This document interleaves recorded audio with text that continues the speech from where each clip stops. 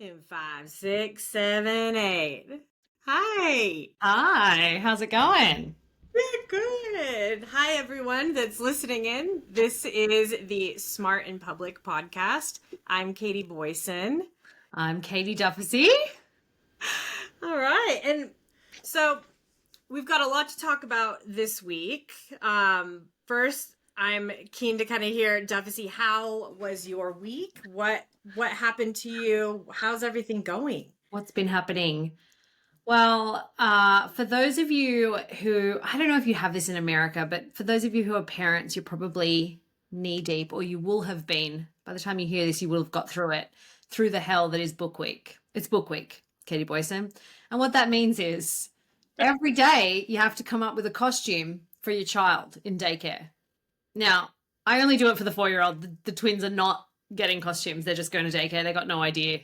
So I'm not doing it. But the 4-year-old is real into it.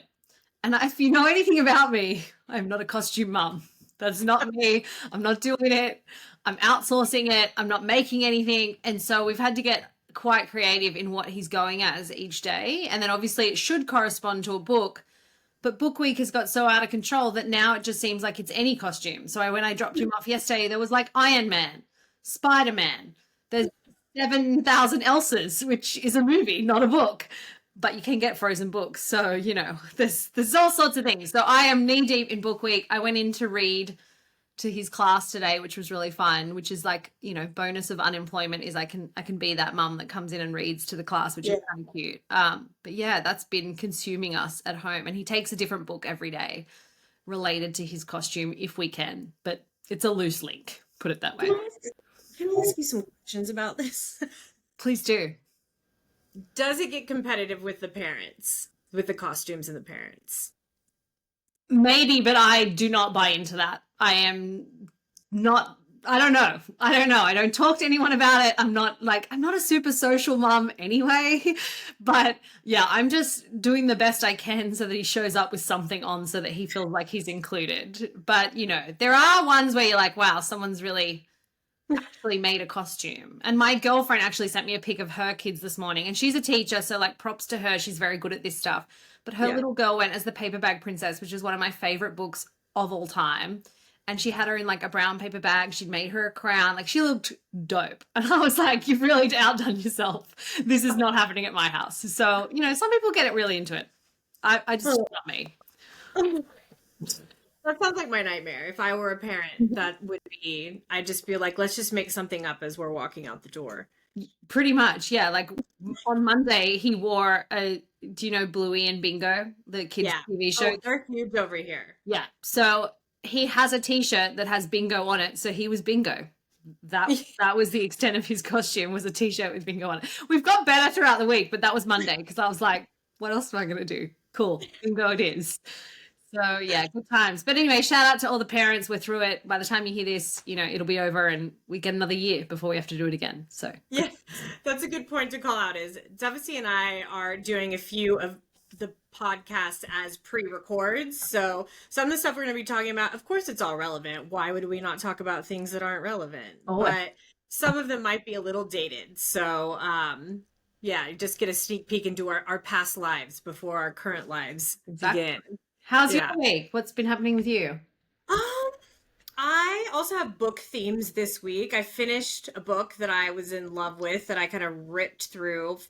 Let me start with explaining that I feel like I listen to so many comms related podcasts, so many like think fast, talk slow kind of books. And so what I'm really trying to do now is to read just like a bullshit fun book that I want to read, which usually just ends up in the horror genre, which is where I've landed.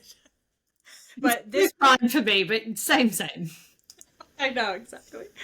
This book is called The House Across the Lake. It's by Riley Sager. So it's kind of like this woman who has just dealt with a loss and she's an alcoholic and she goes into the woods with just her thoughts and being able to separate and kind of almost recover, but also get away from the people that are trying to pander to her.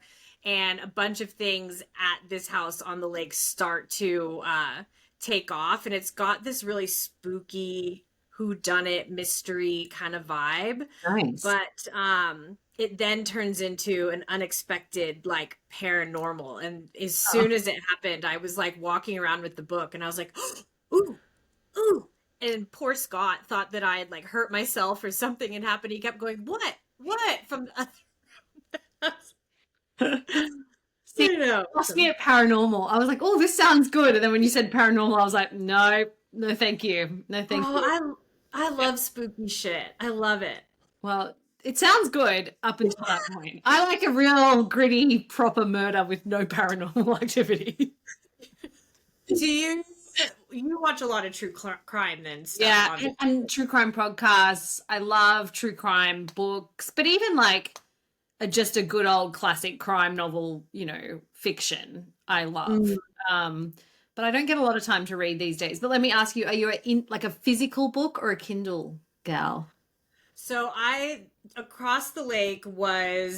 house across the lake was a physical book. Hmm. So typically I like to read via audiobook. Yeah, yeah. Yeah, which is not reading. It's really just me giving myself another dopamine hit on my phone, only pretending like I'm not on my phone and I can walk around with my AirPods on. But I like to be read to a lot because I feel like if I'm at the gym or I'm on a walk or anything like that, it just Yeah. is more enjoyable for I me. like audiobooks are yeah, I really love an audiobook too, but there's something about well, I'm a Kindle. I'm like love my Kindle. Something about so like my little boy needs help going to sleep at night, and so often I will sit in the chair in his room in the dark while he goes to sleep, and that's my Kindle time, which is great. So the Kindle doesn't disturb him, so it's good. Oh, that's nice. That's nice. Well, I'm glad Okay. you had a good week. What are we Yeah. doing? What's the topic? Here's what we're gonna do today. I was just trying in my head to think about how I could take us into a fancy segue, but instead I'm just gonna dive right into Do it. it. What are we Glad you talking about? Okay, so today we're going to talk about the overarching theme of managers, manager styles. So, in public relations, in any job, we've either had a job, had a manager, we've potentially, most of us have been managers, but what we really want to talk about today is within the context of comms, like what is a good manager? What are the qualities of a good manager? How do you nurture relationships across teams? And also in the context of comms, even though your exec that you're managing isn't your boss, they kind of are a manager. So how do you build that kind of give and take with them, and what does that relationship look like? So I might just start out, Devasy, what do you think makes a good manager? Hmm. Let's dive in. Let's do it. What do I think makes a good manager? I think there's a couple of things. I think, and I guess maybe I'll zoom out a little bit. I think there's kind of a manager and then there's a leader. And I think a lot of people could be managers. I think it's quite a journey to get to being a leader. So I'm going to kind of bridge and say there's a few things I think make a good manager, but ultimately what I'm kind of talking about is like what makes a good leader or a team leader, a leader of people. So I think trust is kind of the cornerstone for me in giving it and building it both ways. Mm. And I think if I think about the managers that I've had that I really go, that was a great manager, what was it about them? It was that they trusted that I knew what I was doing. They gave me that trust in big scenarios, big places where maybe that felt a little bit scary or there was a little bit of risk involved on their end to extend that trust, but they did. And Mm. then vice versa, I gave them that back by delivering. And so I think there's kind of this relationship with trust. So I think extending that to your people, I think understanding who your people are is Mm. really important. And that's not just who they are at work, but what motivates them more broadly.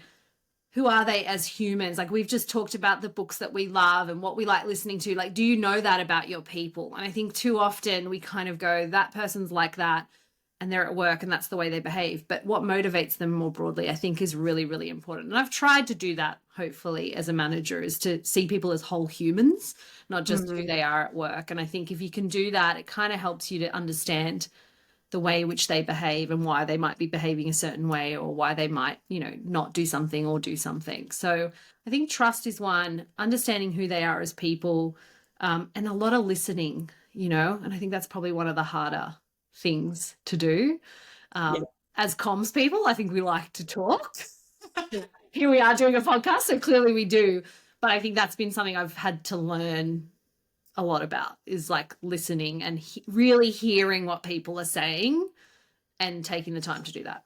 Yeah, I think listening is a big one because a lot of the times when you're a manager, you are hearing what they're trying to tell you, or there's a problem that they're trying to work out, and you instantly know the answer. But do you let them get to the answer themselves, or do you swoop in and kind of just tell them right away? And even though they're trying to talk and give you the scenario. Yeah, I think as far as I can remember, that is called the rescuer. And I know I have been that. I would like to think I am not that as much now as a leader, but definitely when I was kind of in my early people management days, I did a training course, and it was kind of, you answered a whole bunch of questions on your style. And what came out was I was the rescuer. And when I read it, it's all about like, you don't want them to fail. You don't want them to fall. You also know the answer, or you think you know the answer, or at least you've been through that experience. So you kind of know what the end looks like. And so rather than letting them either fail, which can sometimes be quite scary too as a manager, is sometimes people need to have that lesson, or even just to your point, letting them uncover it themselves, letting them get there, listen, ask questions, and eventually they'll get there. My tendency was to be like, well, I know the solution. Let me tell you it. And I think, for some people, it's funny. I think for some people, they love a rescuer boss because they don't have to get there themselves. And so it's not helping them. They're not learning, but they Yeah. kind of love it and it feels safe. And then you have the opposite of that, which is someone who's desperate to learn it themselves and is coming to you to kind of help them get there. And then you're just solving it for them and they feel depleted. And so I'm going to raise my hand and say guilty of that in the past. I think I'm better at it now, but I mean, you worked for me at one point. With our relationship, even from when you were my manager, my communication style is very much verbal diarrhea. So when I'm trying to work out a problem or a piece of messaging or a strategy, sometimes I'll just come to you so that I can talk at you and then come to the resolution myself. And I think it took a while for us to get there, for you wanting to help, but then me also trying to communicate in the way that my brain functions. And we eventually just learned that you were like, okay, I'm just gonna let Katie word vomit at me for a while. She'll get there. I'm just Yeah. gonna like shake my head and smile. Yeah. I mean, and look, it takes a while to sometimes learn what people are really asking for, right? Because it sounds like they're asking for help often, and they kind of are, but really they're just often looking for someone to ask them questions to get to where they want to get to. Mm. And, I think the hard part as a manager sometimes is you're operating in a fast paced environment. There's things that need to get done, and you kind of know what needs to get done. And so it would save time in order to just say, yeah, this is what we should be doing. Can you go away and do it, kind of thing. But that doesn't really teach anyone anything. And I think that's kind of been a big lesson for me to learn over time. But what's your management style? I mean, I don't know I'll talk a little bit later about what mine is maybe now, but yeah, what do you think yours is? I would say that my management style has taken on two different personalities, particularly over the last couple of years since going into consulting. Mm. Um, for those of you who don't know, I have a huge sports background. And so my management style at work, I think, also has been a result of me being in sports my whole life. Like, I'm very much a let's rally together, kind of rah, over context, like provide all the information and then trust everyone to go on their way. I think one of the downsides of that is that I get super disappointed when I don't see people pulling their weight. Mm. So figuring out from my position how to go in and navigate and help those people or motivate them, because I see everything as motivation. We're all in a team. We should all want to help each other. And when I was working on my management style within corporate, it was always me focusing on how do I motivate these people, or how do I get them to see the importance of the role that they're playing within the function to achieve the goal we're trying to do as a team. And so that's, I would say that's like the psyche behind my management style in corporate, but also kind of what drove me, and how I could put that in a relatable way. Mm. And what about now with consulting? Yeah, I would say consulting is a bit different because you're not managing a team in the traditional standpoint. You're sitting in with executives and sitting on the leadership team when you actually don't have any skin in the game. There's no politics involved. Like, Mm. you've been hired in to be sometimes a bit of a hammer Mm. and to say the hard thing that somebody else has hired you to say because they don't want to politically say it, or they don't have the experience in saying it. And also, you can go in and recommend your strategy and be straightforward. And then if they take it, you have to just kind of let it go. If they don't, or if they take it, that's great. But ultimately, you're working within that C-level seat to be able to show them the options, tell them what you'd recommend, show them the opportunities, or the other side of, if they don't take it, this is the consequence and this is what we're going to have to face. And sometimes they take it, sometimes they don't, and you've got to just let your ego go from there. So I think that's the big lesson from consulting, is that you can go in and show a position and show a strategy, but sometimes they're gonna go against that, but you just have to accept it. So it's a lot of letting go of your ego, I would say, in that sense. I think that's probably true of like just in general becoming a better manager and a better leader is like lose the ego. And I think, I mean, I guess my question to you is, do you think comms people make good people managers? Um, and if so, like, what do you think it is that makes it challenging for us, or maybe that makes us really good at it? Yeah, listen, I love a sweeping generalization, you know this. Yes. I would say, if I'm being fair, I think yes and no. So the yes is, we we are all a similar type of people, I would say. For the most part, we all are overachievers. We're all detail oriented. We um we love to kind of have our hands in everything. Does that necessarily make a good manager? Mm. I'm not sure, because how much are you able to let go of tasks that maybe you could delegate if you want to have your hands in everything? If you're detail oriented, how micromanagey are you going to be? If all of these traits can also be symptoms of bad manager. Mm. I don't know. What do you think? What are your thoughts on that? Yeah, I think as PR people, because we've always worked in teams, but as individuals, we might have individual relationships with our clients. I think it's quite a competitive environment sometimes. So I think you want to get that piece of coverage. You want to be, you know, a star is the wrong word, but like, high achievers is probably the right word. I think a lot of Mm, quite high achievers. And so I think you go along in your career and you kind of get individual praise and you're doing a great job and you're kind of single-handedly getting this stuff for your client, and then you transition in-house and then you're working.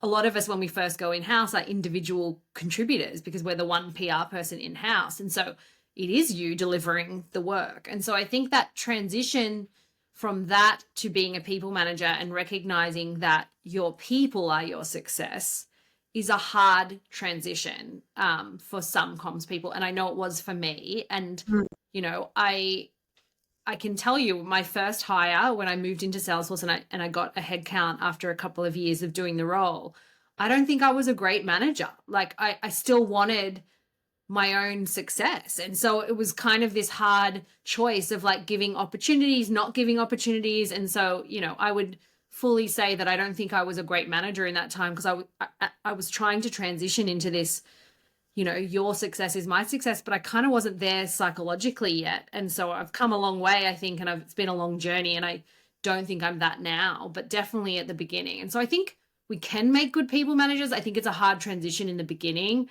I think what makes us good people managers ultimately is I think we read people really well. Part of our job is to kind of be able to read the room a little bit, think through the relationships, stakeholder relationships, relationships with media. I think we're good with people. I think we are good with delivering a message, or hopefully we are. So trying to think about how to frame things, how to engage with people so that it motivates them. I think we should be good at that. And hopefully, I think it's a skill set that I have. So I think we do have things in our toolkit that we learn as comms people that can be applied as people leaders. Yeah. But I think it's a hard transition sometimes to go from that IC kind of individual to now your people are the way in which you're going to demonstrate that you're successful. Can I ask you a question that just has come to my mind that we haven't necessarily Yeah. talked about? Okay. So you're talking about going from that IC to manager role, and then you're a manager and you're trying to figure out how to create that good experience for the first time in that position.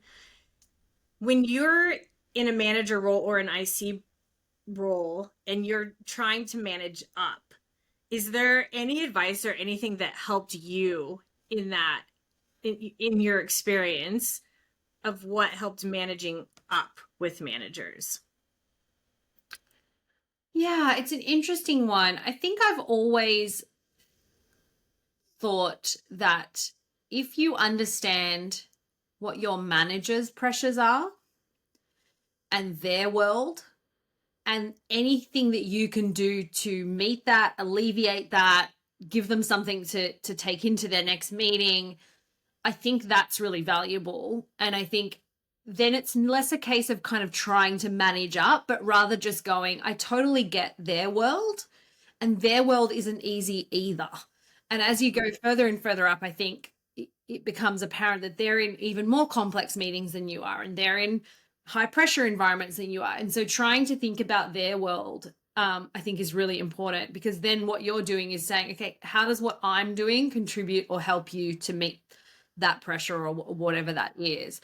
I think getting your team right first before trying to always please above you is really important. But I think people do it the other way around. I think they're constantly trying to get their manager and their manager's manager in a happy place and loving what they're doing, sometimes to the detriment of their own team. And I think if you do it the reverse, it will in the long run work out. It may not feel like that in the beginning, but if you can get your team right, and therefore that means you'll have low attrition, people won't leave because they love working for you, people will do good work because they love working for you, that will have a flow on that it makes it super easy to manage up because you've got a team that's functioning as opposed to other teams who may not be functioning. Yep. I love that. I also it makes me think about the sports angle of it as well. Of if your team is working, then your coach is happy. I always think about it in terms of sports. I don't know if that's just me trauma dumping. Yeah, but like if you've got a functioning team who maybe you don't win every week, but on the whole you're performing well, you're more likely to get sponsors. You're more likely, your coach is in a good position, then your coach is not going to lose their job. I think you're right. Like I think if you invest in that team, it will only pay off in the long, but it doesn't feel like that sometimes because you're spending all this time investing in the people, which can be time consuming. It's emotionally draining sometimes. I think one of the hardest things as a manager sometimes is removing your own personal challenge from an environment. So you might have had I went back to work when my twins were 7 months old. They were not really sleeping, right? And so I'm coming in, I'm pretty tired. I've got 3 kids under, at that point, 3.5. I've come back to work. I'm trying to reestablish myself in work, right? Come back from mat leave. And I remember having a conversation with someone and it was very emotional about their world and their life and how hard it was. And there was a moment where I was like in my head going, really? Like, really? And then I was like, but it is hard. It is hard for them. And everybody's world is different and everybody's looks different. And I think that can be one of the hardest things as a manager is like, you do have to remove some of that of your own and be a bit selfless and say, for this person today, it is a really hard day. And I need to just engage in that with them and kind of hear them out on that versus kind of, and that can be hard when you're, tired yourself and feeling like your life, all of that stuff of removing your own personal needs sometimes. I just can't even imagine. I'm so impressed by working mothers. Like, let me just say that sounds incredibly challenging and exhausting, and the separation, the compartmentalization that it would take to be able to like turn that on and off is crazy to me. I mean, do you think that being a mom has made you a better manager? Absolutely. Yeah. Yeah. Yeah. But that doesn't mean you have to be a parent Oh or my God, no. to be a manager, right? Like, No. absolutely not. It's just for me personally, I Hmm. have more patience. I have more empathy for what goes on at people's homes. I, I think my whole identity shifted so I can probably, I don't know. Yeah, I think, yes, I think it did. Hopefully it did. I think it also made me, from a management perspective, not sweat the small stuff because I don't have time. So, where I maybe would have got more involved in certain things, I have to make a call and be like, I don't have the space. So I'm going to trust that that person can go and run with that and do it. And I hope that my maternity leaves actually gave people a chance to step up and like, wow, did they live up to that expectation? You being one of them. Yeah. And then shout out to Seamus, who's worked with both of us for a long time. Seamus covered my second mat leave and just killed it, right? And you sometimes don't know that until you give people the opportunity. And so that has been, I think, I guess a added bonus of me taking time out and becoming a parent is Yeah. I have to let people and kind of give up a little bit more to go, this is an opportunity for people to shine. And I worked flexibly when I returned, and so I had one day a week where I wasn't working, and that day would be covered by someone in my team. Now, of course, if there was a crisis or something that was really, of course, I was available and could make it work. But for the most part, that doesn't happen every week. And so it was a great opportunity for that person to just kind of own that day and be in that role. So, yeah, I hope it has made me a better manager. I remember the forcing function of when you went on mat leave the first time and me kind of taking on the team and feeling really nervous because the respect that I had for you and what we'd built with the team, I know that, that was the whole team's effort that we had built those relationships across the team and where I thought we were super highly functioning and we all got along, which was great. But I think going into that role as a forcing function and then trying to navigate some of the challenges that were happening or navigate just myself as a manager, there was a cushion knowing that you would be back and that mom would be back to fix it if I broke it. But also the support of the team that was under me was incredible because we'd already had that foundation. So, highly recommend doing maternity leave cover if you're going into your first manager role. I mean, it worked out for me, but I loved it. Yeah, I think those are all good opportunities. We haven't talked much about the exec stuff. I know we touched on your consulting, but Mm-hmm. what do you think is like, because obviously a lot of our job is working with execs. And I think that kind of goes to the managing up aspect to Yeah. some extent, but it's that kind of, you need to have that working relationship with the exec that you're working with. How do you think what's your style in working with execs and where has it like worked well?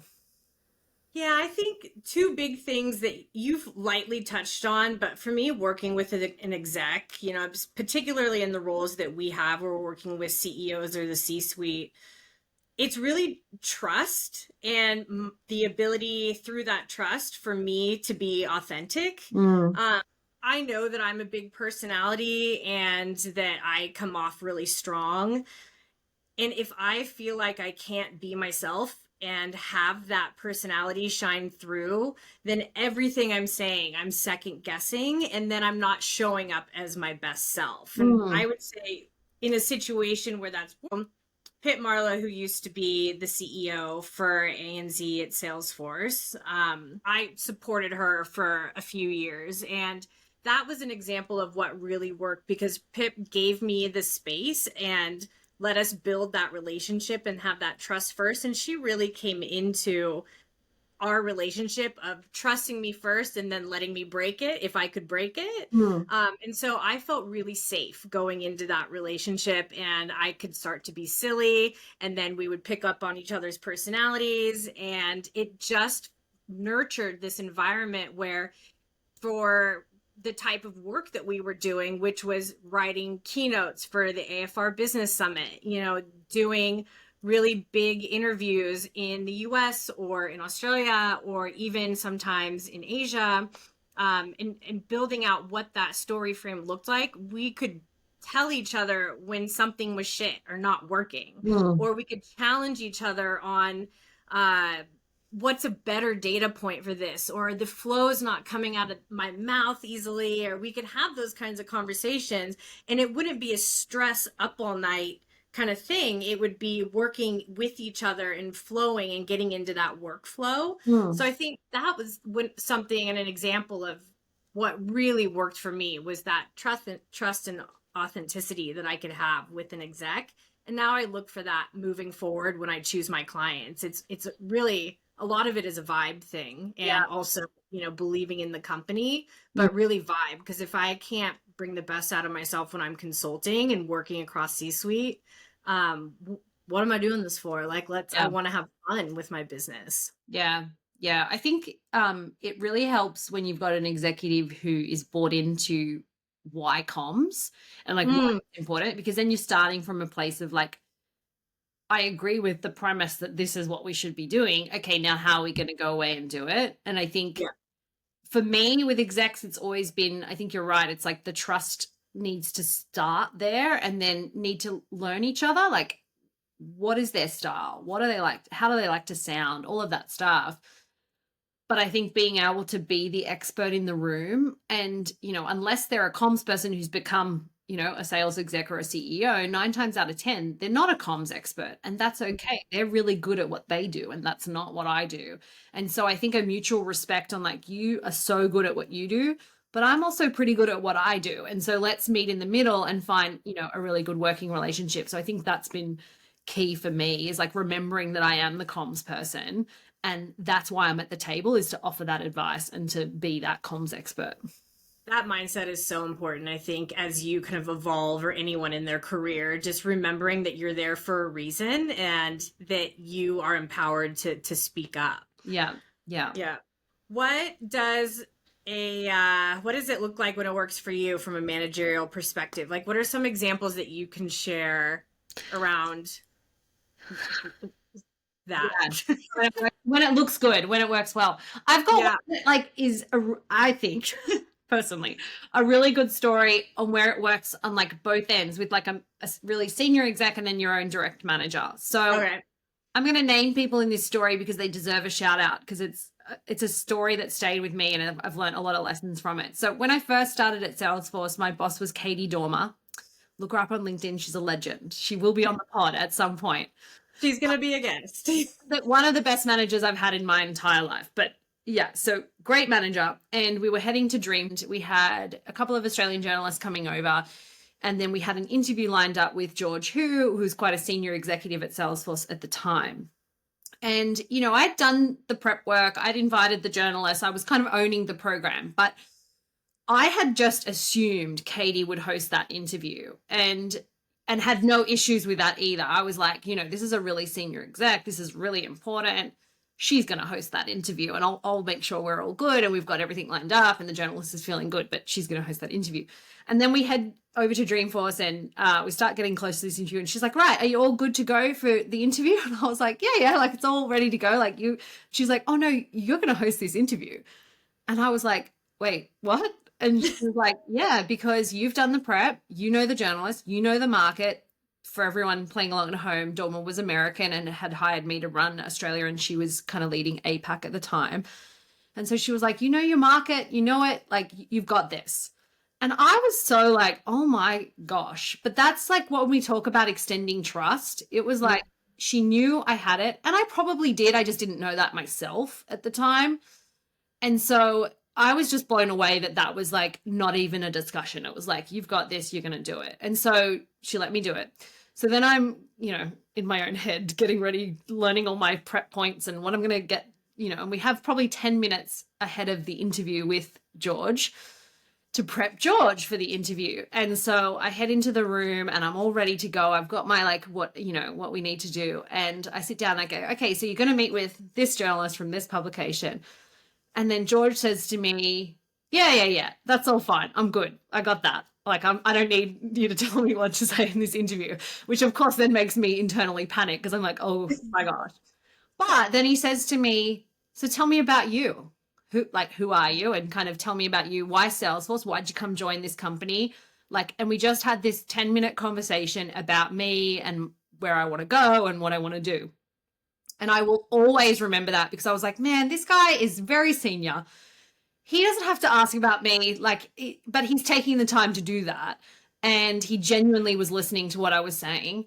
And he would probably never even remember this, right? But it stuck with me on both ends. I had this trust element with my manager and then this very senior executive who could have just listened to my points and then done his interview and see you later, bothered to ask me about me.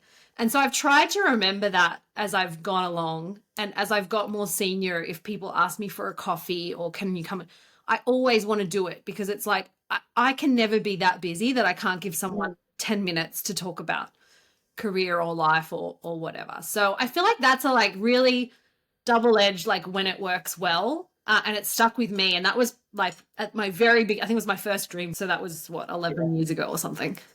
Let that be a lesson to you, Yeah. managers out there. Yeah. Just the little people. Shout out, They'll remember you. You probably both don't remember that, but I remember. Well, I'm excited to have Dormer on the podcast. Yeah. She's going to be so much fun. Aside from, you guys will hear, and I'll probably force her to tell some of these stories, but just the stories this woman has. Yeah, she's amazing. Oh, she's the best. All right, let's get into key takeaways. So we've talked a lot about managers. We've talked about managing up. We talked about our experience with executives, the type of manager that you are. For people that are listening to the podcast, no matter kind of what stage they're at in this process, what are some of the takeaways that you want them to remember? What are some of the key pieces? Okay, so I think the first one, and we've touched on it a lot, is like the trust element. And the way I describe it to people is it's like a bank account. But instead of it being empty at the beginning, make it full. So when you get a team, hire your first person, get a team of 3, whatever it might be, give them all a full bank account of trust. And then they can, if they do something wrong, then that erodes it slightly and you might need to lean in a little bit more, supervise a little bit more, ask more questions, etc. But don't start them with an empty bank account and make them earn it. So that's my big one, is like start with a full bank account of trust. That's number 1. Number 2 for me is investing in your own people leadership like you do in your career around comms, right? Like I think we do all this learning around how to be a good comms person and we go and do courses and we, do all this stuff. But I think a lot of people become people managers and they just think they're naturally going to be good at it. And I don't think that's the case for everyone. And there's no shame in going, I don't think I'm that great at this. I'm going to go and invest some time in myself in becoming a better people leader. And so I think that's really, really important, especially as you get bigger and you get bigger teams and you're a manager of managers. We haven't really talked about that, but that can be challenging too, right? Because you're trying to teach people on how to be managers and you're not the direct leader of some of those people. And so I think that's just investing in that is really, really important. And then I think the third is just remembering that people are humans. And so you may want them to be a certain way, but they don't have to be that way. And they have lives outside of work that are super important. And so understanding the whole human for me is really important. Yeah. What are yours? I would say, thank you for asking. I would say, don't feel like you have to fit the mold of what you think a manager looks like. I think there's so many different types of personalities that make up a team and make up who your bosses were or who you want to be as a boss. And it's easy to look at what my boss does and then mimic that and be like, I'm a good manager because this is what my boss would have done. Like bring some authenticity into the workplace and figure out what works for you and what works for your team and start that way. I would say that's my one big piece from a corporate perspective. I think from a consulting perspective, I would say just because you're the manager, and I'm using manager loosely here, it's like coming in as a consultant and you're kind of running your business. Just because you're the manager doesn't mean you're always going to get what you want. And so I think context and compromise and listening and understanding is incredibly important when you make that shift into consulting. And bringing it back around to a close of ego is not your amigo, baby. Like, what a line. That's My dad says that. great. I love That's a it. Jerry Boyson line. Yeah. Mm-hmm. We have not had enough Jerry Boyson isms I know. on this Should we podcast. finish the shit? Absolutely. Just for context, Jerry Boyson is Katie's father. Yes. But yes, I love that. Yeah, I think no egos. Let's end on that. Like, lose your ego at the door. You know, your people are your best asset. Go and invest in them. Go and invest in yourself, in your leadership. You'll be fine. You'll be good. Yep. All right. All right. Well, what's been on your radar? What are you looking at now? What are you looking at for next week? Blake Lively. Oh my Okay. God. No, we've been talking for a long time, but can we talk about Blake Lively? Let me this is me taking my tape notes and throwing them because I want to clear the books for Blake Lively. Okay. Here's my take, and then you give me your take. Okay. Okay. Oh, I don't understand. I don't understand because I'm going to put it out there. I like Blake Lively. I also really like Ryan Reynolds. You know, like, who doesn't love their little witty things against each other on X and all that sort of stuff. So prior to this, I'm just going to say I was a fan. I think they're smart people. I'm confused as to why this happened. And so from a comms perspective, I look at it and I go, the messaging is all wrong on the movie, like on her press tour. So that's one issue, is like, I don't understand why you're messaging this as like some sort of girly night out rom-com. And it's a hard movie to, I'm not saying it's an easy movie to message, right? Because it is, Right. you know, there are elements to it, and obviously there's a DV element. And so I'm not saying it's easy, but I don't think she got that right. And then amongst all of that, she launched a hair care brand. And I'm confused because I don't know how she missed that this is a really important conversation right now. And particularly, I'm sure it's similar in the US, but in Australia, it's like one woman every week, and I think it's got worse, is murdered, you know, by a partner or a family relative, right, in a DV incident. Wow. And so I don't understand why she didn't get the context of that movie. And then, like, is it her? Is it the publicist? Like, who's to blame here? And who's in her ear going, I don't think you should do this at this time. And then my final point, and then I'll let you have a weigh in here, because I'm interested in your perspective, especially because it's a lot of it is happening in the US, but she is doing a global tour as well. Is like, I get that there was going to be a bunch of earned media, right? Like, there was going to be the press tour for the movie. She knew she had a captured audience in like the morning TV shows and all of that stuff. So I can see that, like, the bad thinking of like, oh, well, we're going to have this media anyway, so why don't we launch the hair care brand, because then we can just weave it in, you know, Right. and it's a timely, there's going to be a bunch of media around you anyway. But why is no one being like, that's a bit insensitive to what this is about? And actually, we could have turned that into a moment for DV and talking about it. So anyway, over to you. I'm confused. Yeah. Okay. So I'm also just going to clarify DV, domestic violence. Sorry, yes. Yeah.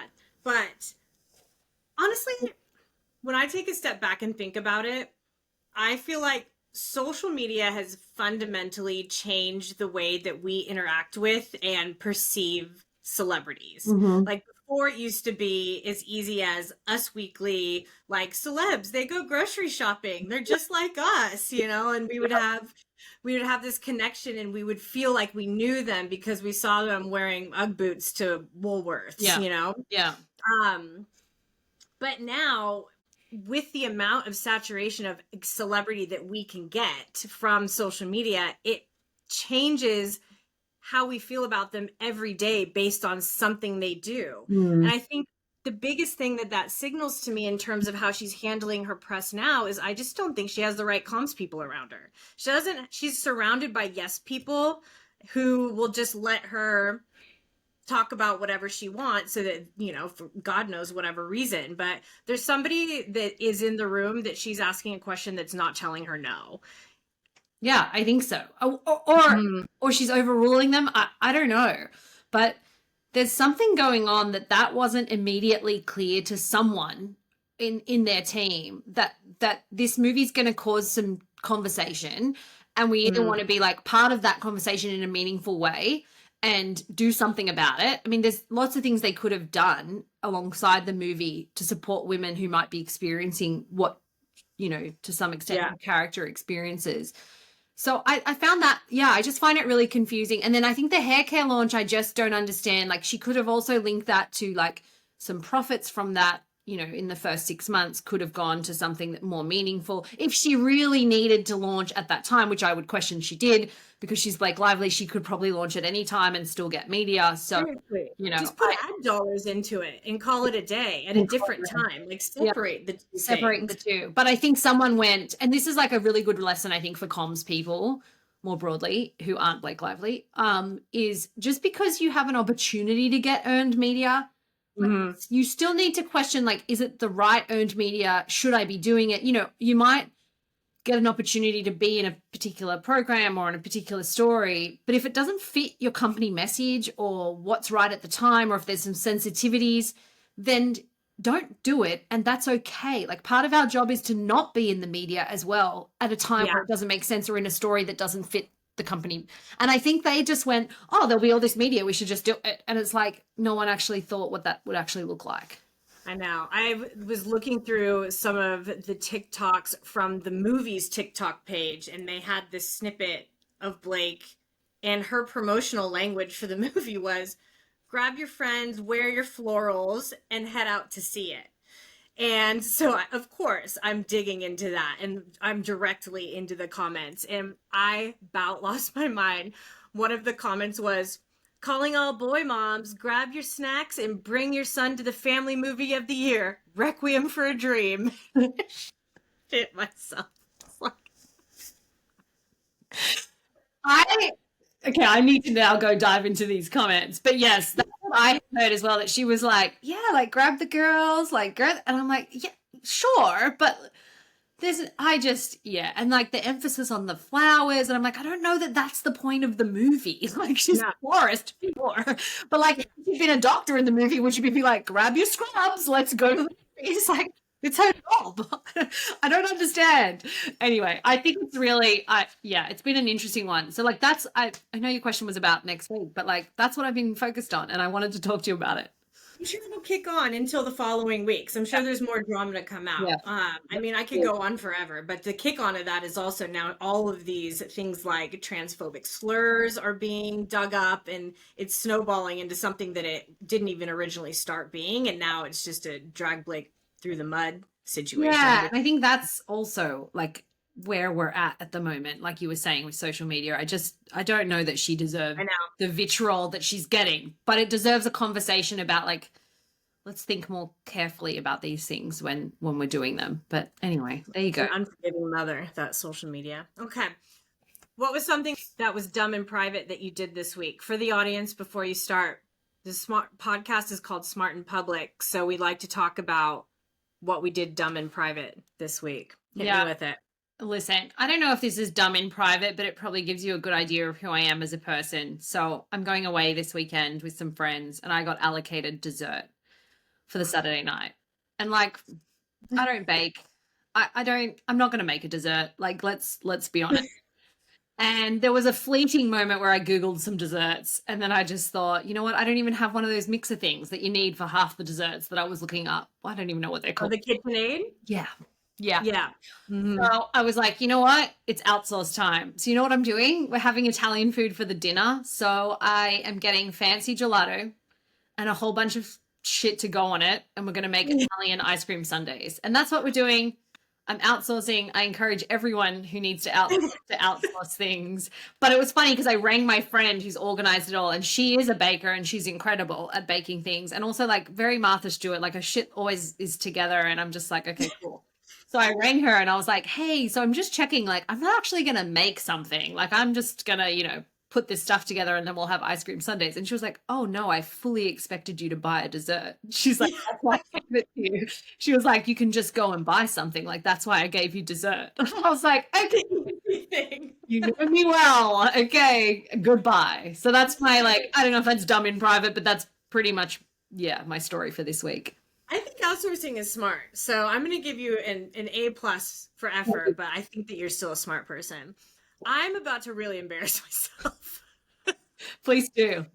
Okay, so my dumb and private moment this week. So, for all of you out there, I am a big skincare kind of like love going and getting my pores sucked out at the esthetician, Botox, you name it.